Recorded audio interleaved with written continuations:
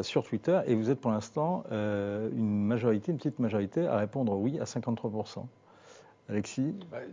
D'abord, il y a l'aspect juridique qui est compliqué, parce que c'est dans la loi, danger grave, imminent, et on l'invoque, il n'y a pas à en apporter la preuve, et c'est après où les tribunaux disent oui, vous aviez le droit, vous n'aviez pas le droit. Donc, de facto, c'est une question de rapport de force et de rapport de force sociale.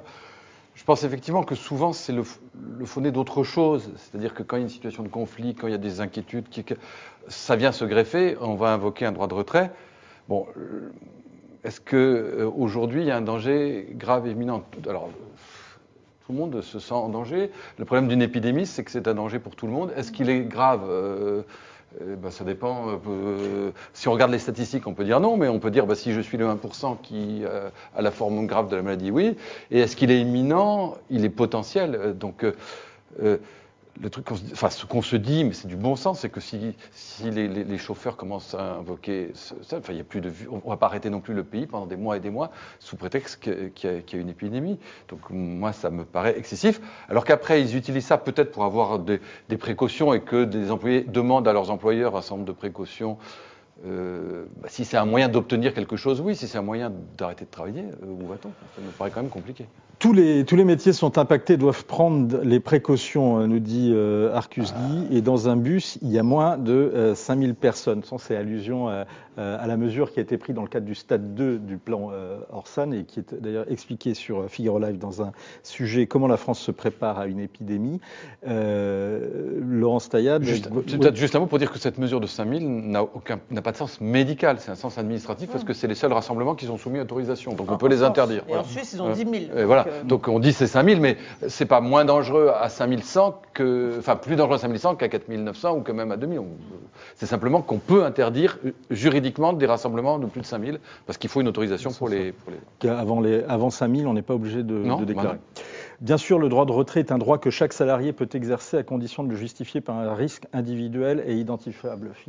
Nous dit Philippe, qui nous regarde. C'est votre point de vue également, Laurence?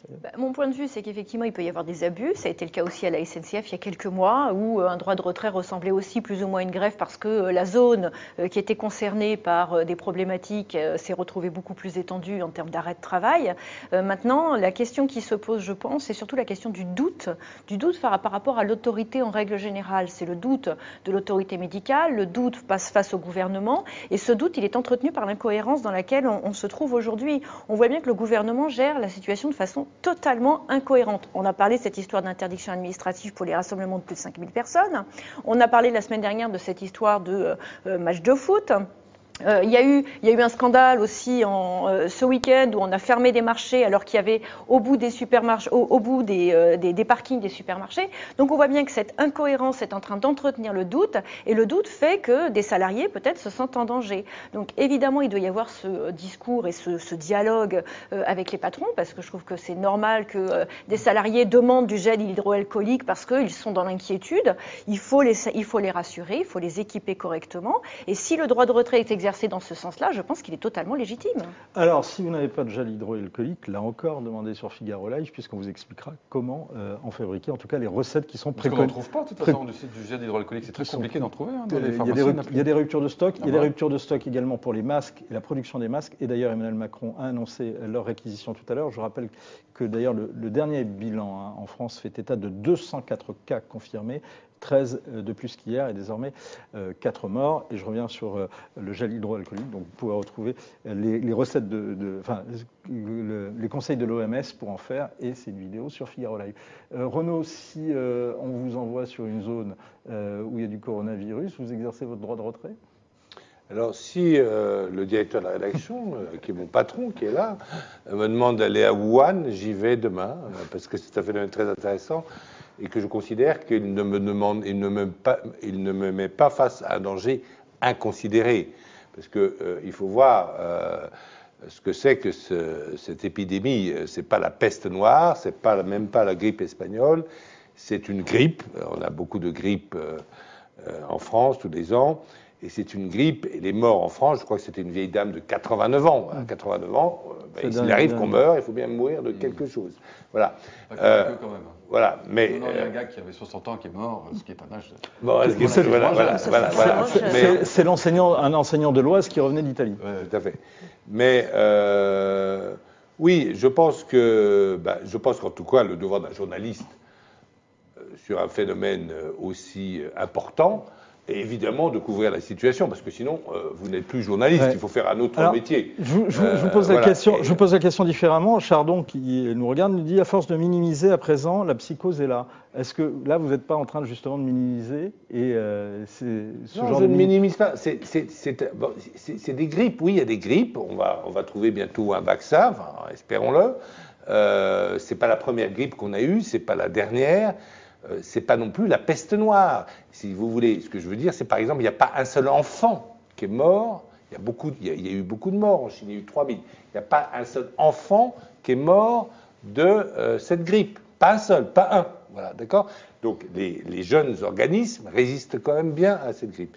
Alors qu'on prenne toutes les mesures pour la combattre, oui, mais je pense que dans une société organisée, il faut avoir confiance dans le gouvernement et dans les autorités sanitaires. C'est tout à fait...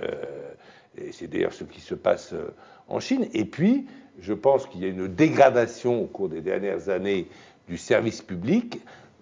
En fait, les individus s'arrogent le droit de savoir si il faut accomplir une obligation de service public ou pas. Je pense que ce n'est pas à eux de le faire. Je suis favorable à des sociétés organisées et ce n'est pas aux individus à décider si oui ou non il faut conduire leur bus. Il est évident que la RATP fera tout pour éviter que ne se propage pas le virus, le coronavirus, c'est évident. Est-ce que dans l'histoire, pour revenir à l'histoire des 5000, des rassemblements de 5000 personnes, donc on est dans le procédure, est-ce qu'on n'est pas un petit peu quand même, c'est la limite des réactions face à ce phénomène où on applique des procédures stade 1, stade 2, stade 3, et finalement, Gabriel Attal disait on essaie d'avoir une réponse adaptée, mais la réponse elle n'est pas adaptée, on répond plus par des procédures, Sylvie. Je ne sais pas si elle n'est pas adaptée. Bon, moi, plus généralement que ça, ce qui m'agace, c'est... oui, là, on a un fléau. Bon, il n'est pas... Je suis d'accord avec vous, je ne pense pas que ce soit hyper grave. Et moi aussi, j'irai à Wuhan, même si je ne fais pas partie de la rédaction du Figaro, je vous accompagnerai volontiers. Mais après, vous devrez rester l'un et l'autre 14 jours chez vous. Ce sera un plaisir, ensemble. Vous ferez ce que vous voulez, mais vous ne pourrez pas revenir au Figaro. Parce qu'il y a aussi des responsabilités vis-à-vis de gens qui n'ont pas forcément envie de courir les mêmes risques qu'un journaliste. Absolument. Mais c'est vrai qu'au-delà de ça... oui, là, on a un phénomène, un fléau. Bon, encore une fois, la RATP, garde de Louvre, etc.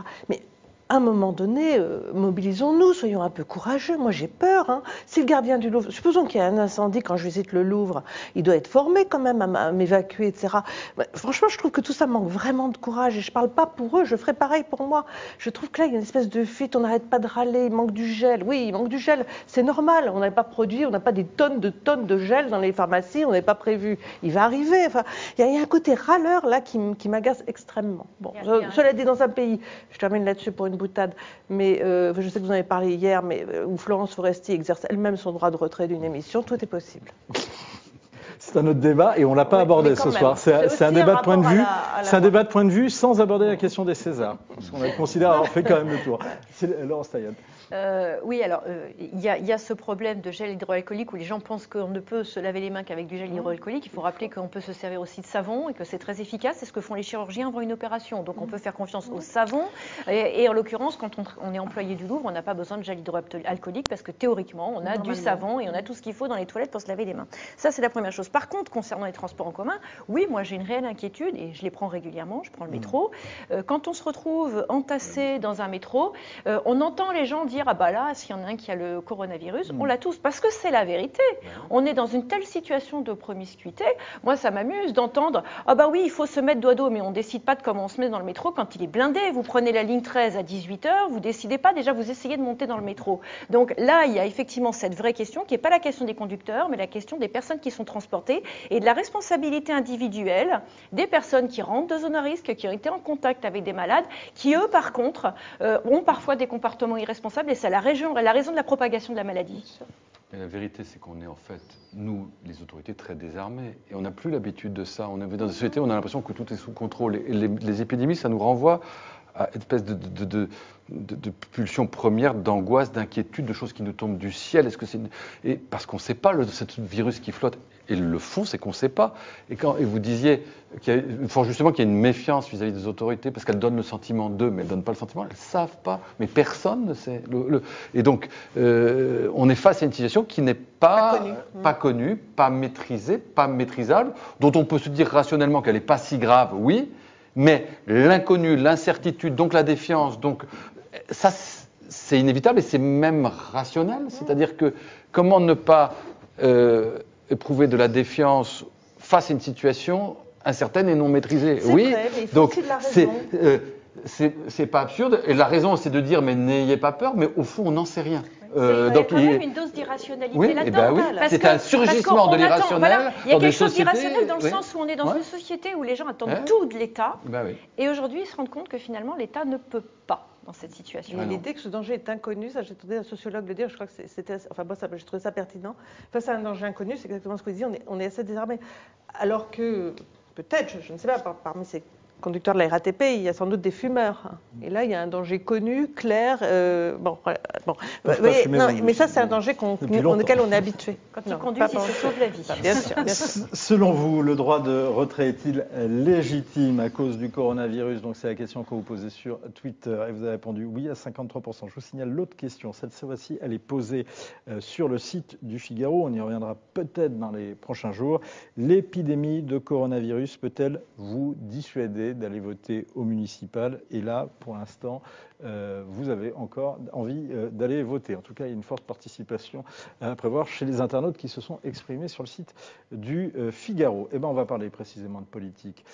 Promis, juré, la droite n'a rien à voir avec la gauche radicale. Promis, juré, il y aura bien 2 motions de censure